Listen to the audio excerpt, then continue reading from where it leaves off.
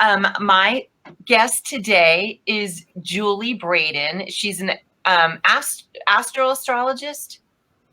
Well, I'm a sidereal astrologer, and I work as an astral therapist, basically.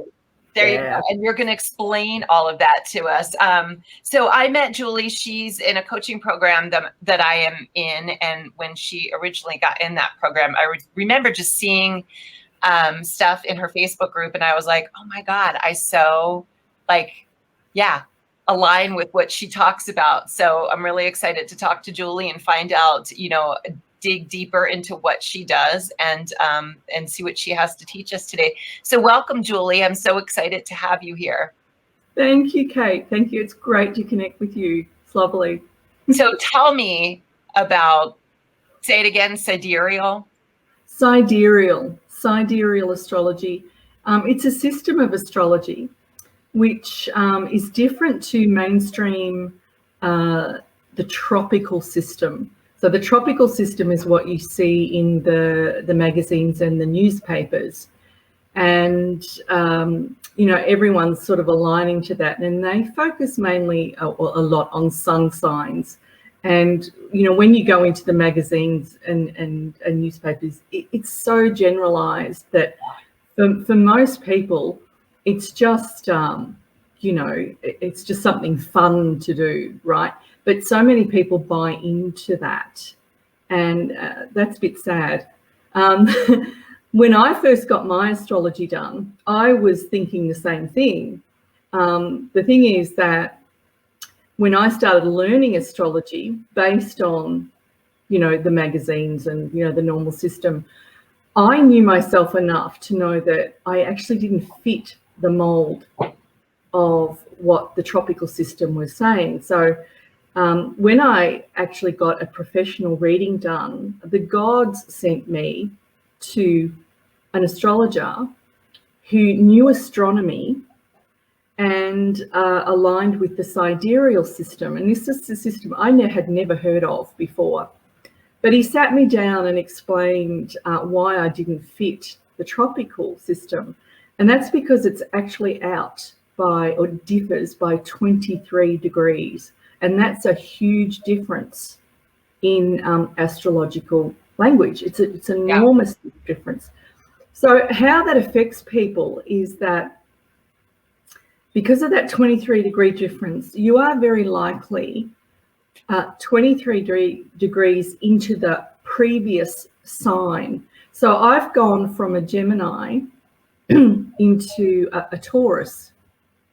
I'm actually Taurian. Oh, right?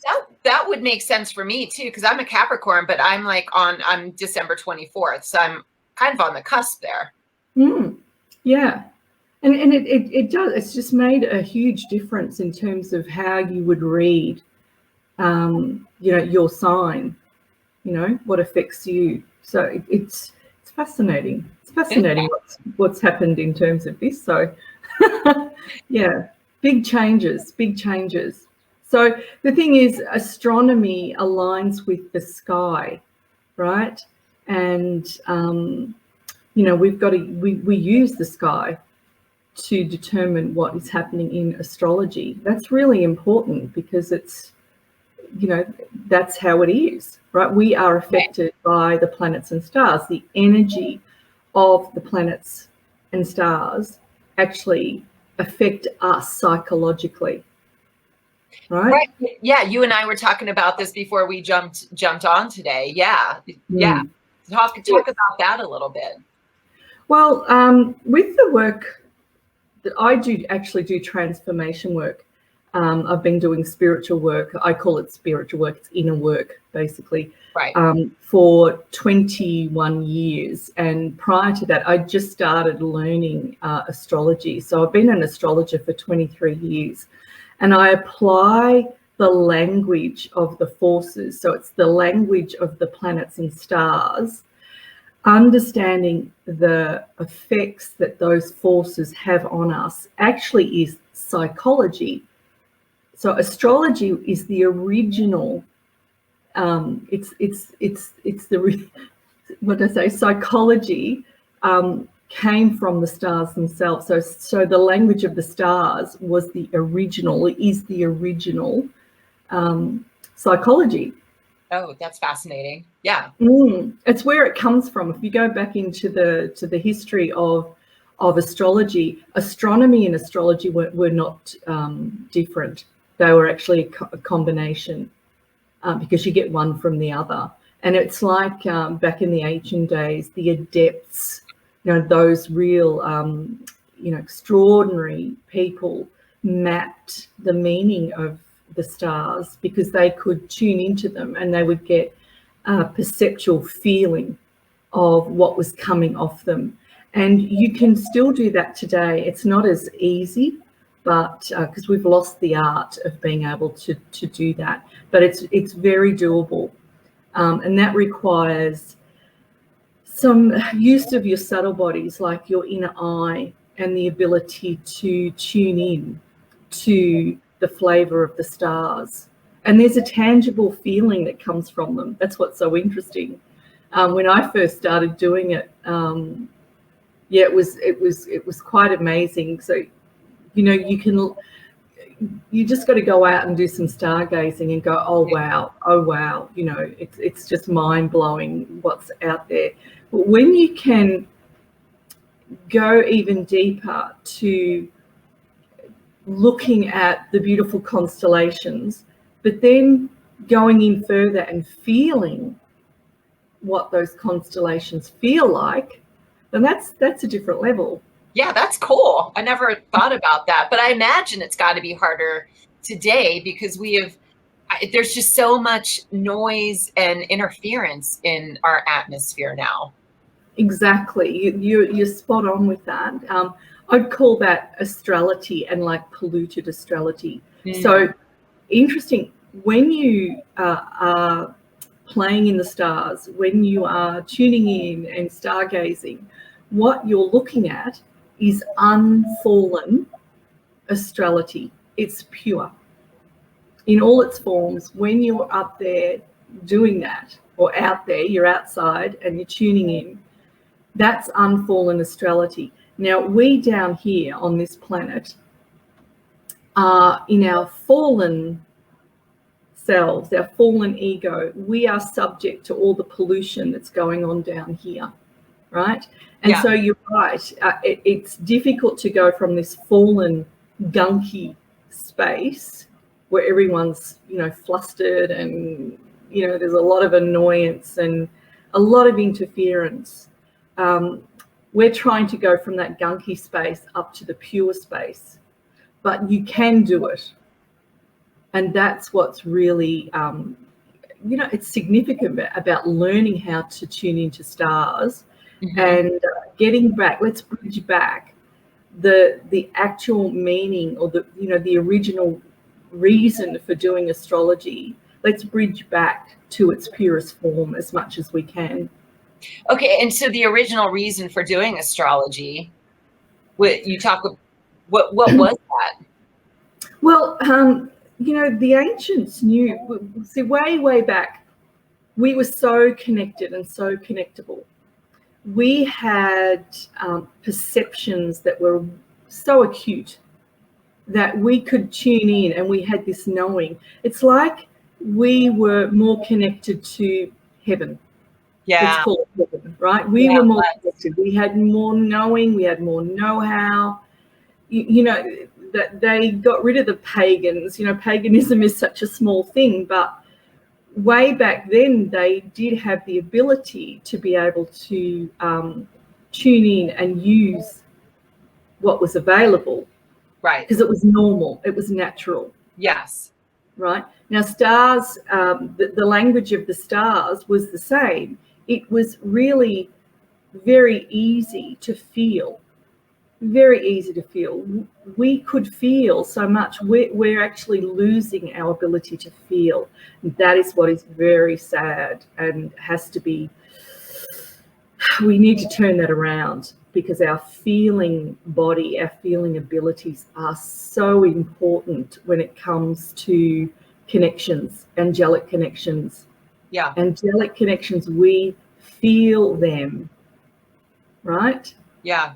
Yeah. That's Absolutely. important. Way back then, they could feel very strongly what the planets were emitting. So they're forces, they're moving forces, they're moving energy. And that's still happening today. It's still moving energy. And we are energy, right? We think we're matter and we're all solid and, you know, right? Everything's energy. Yeah. Yeah, we are energy. And because of that, we are subject to the forces of the planets, right? Because they're the moving forces going on there, you know. So we can't ignore them. They are affecting us. And when you understand the language and start to tune in and feel what's going on, you will start to bridge between, oh my God, wow, that's Saturn doing its thing. Oh, right, now Saturn is in me and I've got this Saturn trait. How am I going with that? You know, how is it affecting me? You know? Right. So when you have a chart reading, so I do chart readings based on this. It's more psychology based than it is sun sign based. Mm-hmm.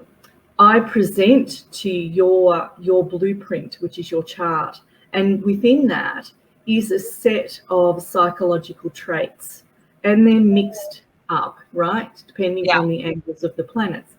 Now, that determines the influence that is affecting you during your life, right? And depending on your environment, it's a matter of how these characters come out. You know, for example, you might have in your chart the ability to be a leader and to be, you know, out front, you know, confident. Right. However, if you've had a situation in your household where you know, you've been suppressed and, you know, told to go to your room way too many times,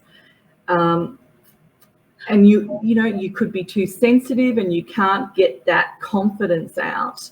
Now, in your chart, it's saying you can do this. We need to get out from underneath all of this, the determinants, the things in your life that are preventing you from being who you are. That leader. Yeah. Yes. And your chart will be dotted with all of these traits that give you the ability to be wonderful, wonderful human beings. And sadly, as we've mentioned, we're in a fallen world. Yeah. And where most of us are traumatized by our upbringing, which is in our environment. You know, it's not just our parents. You know, let's not always dump on the parents for this. It's the way we've structured our life over hundreds of years that has produced what we are in today. Right. And we're all trying to get back to our wonderful selves, you know, and that can be a life's work for some people. And do you feel like, because I feel like, you know, we talk about mental health, you know, anxiety, depression are just way on the rise. And and I feel like that a lot of that is the disconnect that we have. Yes, it is. In terms of forces, it is usually the heavier forces. You know, depression is like a loss of will, like we've given up at some level. Something is not working because of our past experiences, and we fear going forward because the past is, it's in our psyche and it's making us, you know, I can't do that, I can't do that. And that you know, in terms of what's in a person's chart, it could very well be things like a very strong Pluto-Saturn combination. You know, there's more to it than that. It's not quite so simple, you know, but it's often the heavy forces that weigh us down and make it difficult. So your depression, it's something, you know, I've worked with clients. I also suffered from depression, and I can clearly see it in my chart as where it was a problem. And it took me quite a while to overcome it, because it was not just those forces, it was several other layers to do with my upbringing, and interesting past lives also weighed in there. And so I had to get clarity on what they were, so that I could then, with a bit of bravery, some courage required, move forward so I could get through it. Yeah. I don't underplay depression. Is, the black dog is really, it's difficult, but you can get through it, and there are ways of doing it. And interestingly, just on anxiety, that again, that's this fear. It's an overwhelm, fear of the unknown. It's like you fear the future. I don't know what's going to happen. Oh my God. And it's so physically, affects you in terms of, heart palpitations, and it's like freeze, panic, I'm not going there. And astrologically, there's something going on at the moment with, now remember, I do sidereal. So this is placing planets in the previous sign, not the sign that tropical is. Now, Uranus is currently in Aries, and it has been there for a couple of years now, and it will continue to be there for a couple of more years. So Uranus is a slow mover. Now, Uranus, often people who have a strong Uranus in their chart and have this predisposition to being a little bit on the anxious side, because it's a very fiery force. And it's one of those forces that wants you to be a rebel.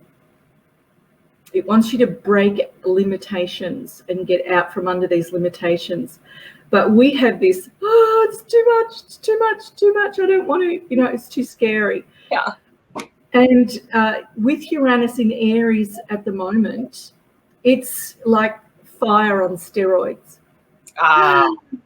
Right? Yeah.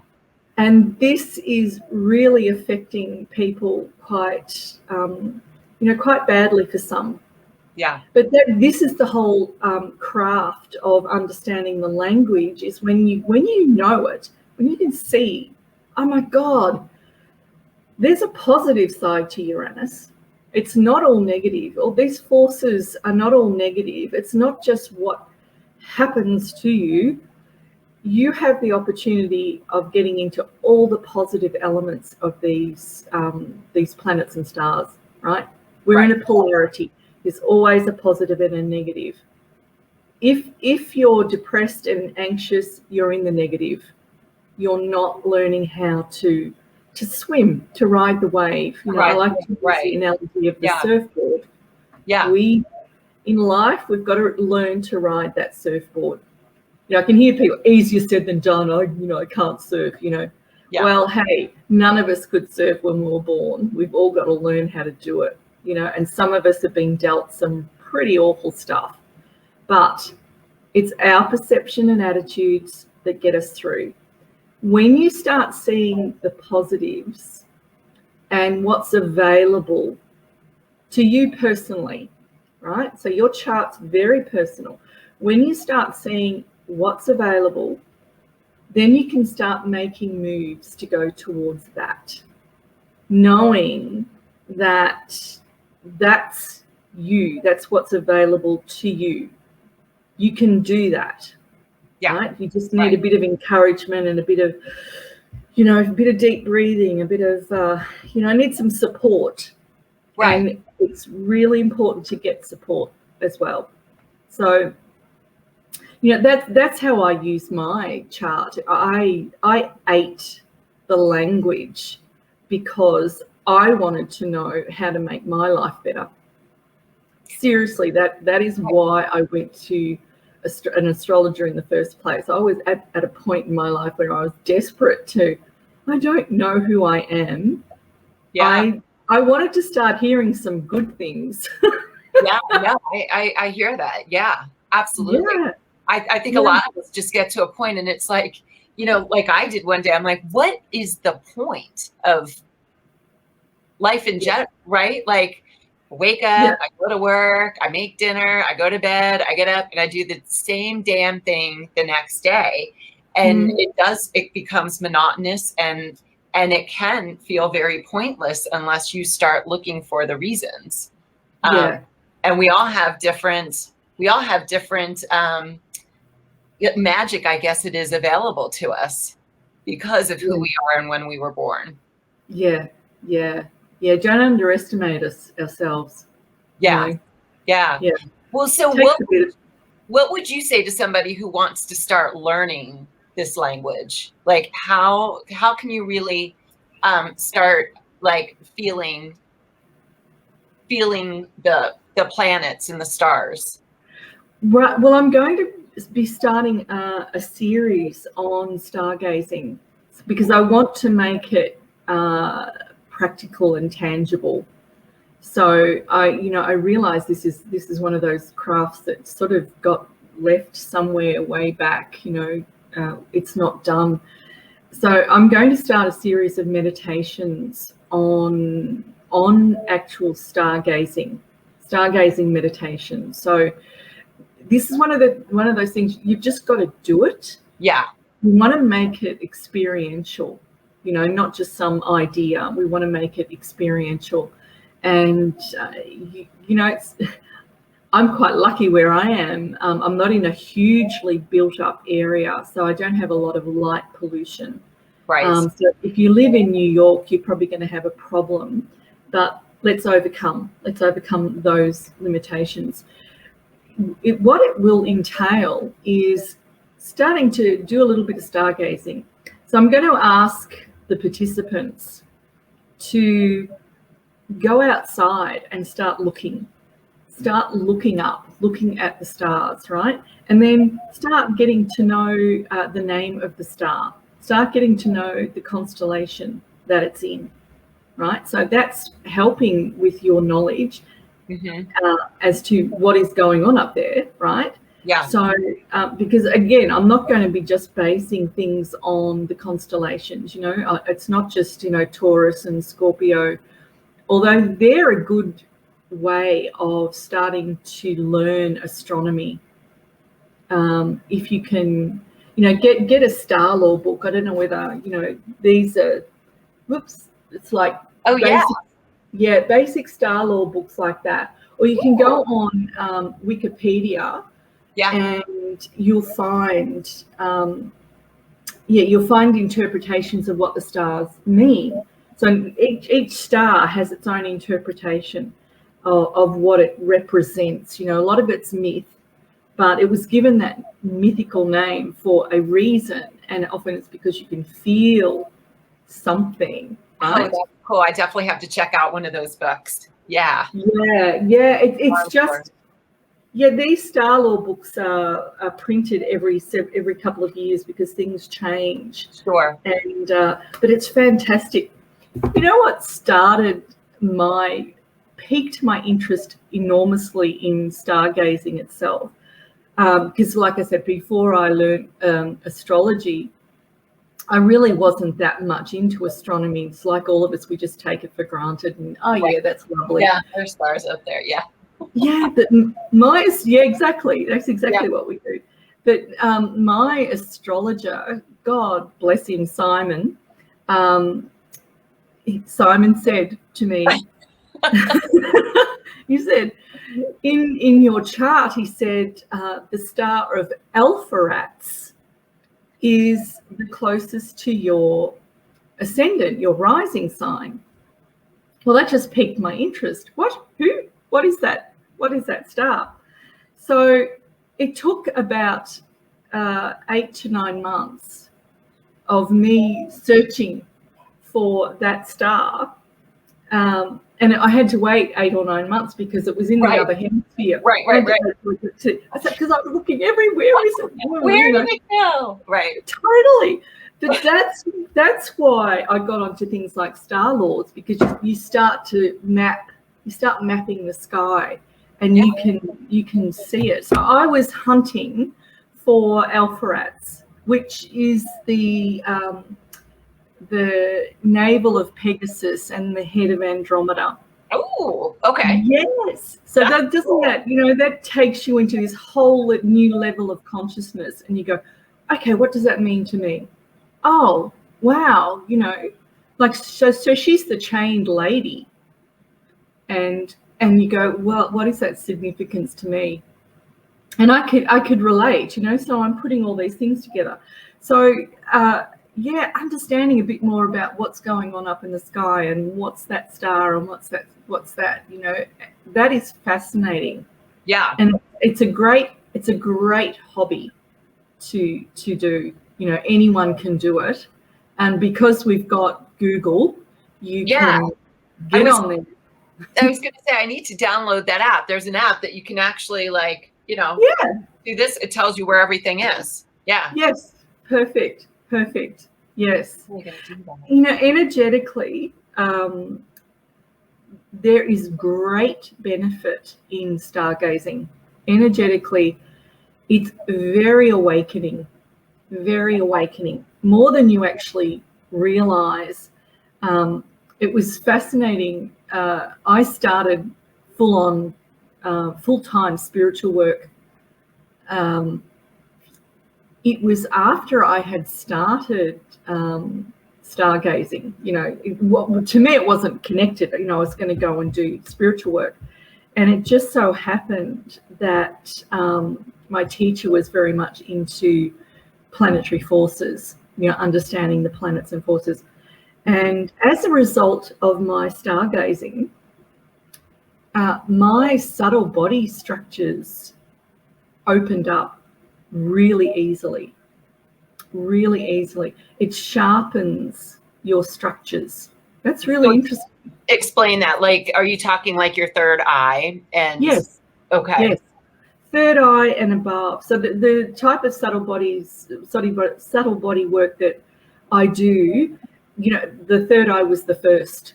Mm-hmm. That was the first structure, and then it continues right above and below. And so the structures, you know, I can tune in above my head and actually feel the structures that are active above my head. So it's not just the third eye. Yeah. And the practice of using those subtle bodies was made easier for me by being able to do stargazing. That's amazing. They're connected. Yeah, that is truly, that makes me want to stargaze now. Yeah, it sharpens your being, you know. It's like, it makes you more alert, you know, it gets rid of some brain fog, you know. It's like, oh wow. Right. You know, something really sharp. Yeah, like your intuition, I'm sure, gets better. Absolutely. Yeah, don't underestimate the power of the stars. So the meditation that I will be doing, I'll be working on the energy centers, you know, from the root chakra, you know, up, and aligning that with stars, so that my aim is to actually help people start to have a more sharper, tangible experience in terms of feeling. You know, we're going to trying to get into those deeper layers, or the abilities to be able to feel, and you know, it might be subtle, but being able to tune into subtle is what we actually want. Yes, absolutely. It is those subtleties that are so important, right? Being able to feel those to guide you in your life. Yes. But yeah, we've got so much clutter in our lives. It's hard sometimes to feel those subtleties. Yes. Yeah. We're losing the art, and we seriously need to get it back. You know, with the work of, you know, Joe Dispenza and Bruce Lipton, and, you know, all of those guys. Sadhguru is now really popular. There is a push now, a big one, for spiritual awakening. Yeah. And, you know, we need that. We want that. And being able to do this is helping in terms of this tangible feeling ability that we have. It's more important now than ever. You know, it's something. Well, you know, as human beings, we used to live in the land, right? We used to be more connected to the earth and everything around us. And we've built, you know, these communities, these structures and all this stuff that has kind of shut us off quite a bit. So it's no wonder that that's happened. But yeah, I mean, I feel that movement very strongly. That, well, we need to wake up. We need to move in that direction, or we're not going to be able to live here anymore. Yeah, absolutely. Yeah, this, the abilities that we have in terms of this tangible feeling is so important. Yeah. We seem to have been led to this intelligence, as in the mind, and we think that what we're taught is the important thing. Right. Yes. Yes. Yeah, it's in the process of making everything about the mind and what it is you're supposed to know in terms of what you've been taught to know. We've lost all of this other ability, and we need to get it back. We absolutely do. So Julie, where can people find you? The name of your Facebook group is Absolutely Julie, right? You can actually find me. I think I've gone mainstream on Facebook now. I've got a group that's called Absolutely Julie. I'm not using that a great deal, but you can get me on. Look me up on Julie Braden, because I've changed it to Julie Braden Astral Jules, so that's just going to be on my normal page now. Okay. You can send me a message either via Messenger on Facebook or through my website, which is www.astraljules.com. Yeah, I'm going to post all that stuff here because you gave it to me. So yeah, I will post out that stuff. And where are you doing these meditations? I'm going to do a series of recorded meditations, because I need to set it up so it's including all of the energy points. But I want to do it up so that it's accessible to everyone. So there's going to be something like a series of 9 shortish 15-minute meditations, so that you're not taking up your whole day on meditation, and they'll be on a YouTube channel. Oh, so yeah. So you can post it on that, because I definitely want to check those out for sure. Thank you, Kate. Thank you. That'll be wonderful. So I've just got to get them done. I'm in the process of getting them. So I'm going to start recording them very, very soon. And humanity is counting on you. So get those done. Thank you. Thank you. Oh, not much pressure. Not much pressure. Thank you. I'm doing my bit. Yes, we are all trying. My God, it's a big weight to shoulder, but yeah. We're all trying to make this world a better place and to help connect people. I think that's all of us as light workers are trying to do, is just really connect people to the source that they are already a part of, and just understand it and get to know it, because it exists inside of all of us, right? Yeah, and it's so wonderful that there are so many people who want it. Yeah. They are just, I want it, I want to learn, I need it. This is, so many people going in the direction of doing inner work, and inward and upward, inward and upward. Who is my higher self? Who am I? I am divine. What does that feel like? The feeling comes back. You can feel what it feels like to be divine, right? It's not just a mental construct. It's a feeling. It is. And that's what I'm wanting to get people back to, is to start really feeling, tune in and feel. It's a good feeling. Oh, it's extraordinary. It's the feeling that everyone's looking for. Yes. It is what everyone is looking for. And I'm like, you can get there, but you got to do the work, and you've got to believe, and you've got to trust that it exists. Yes.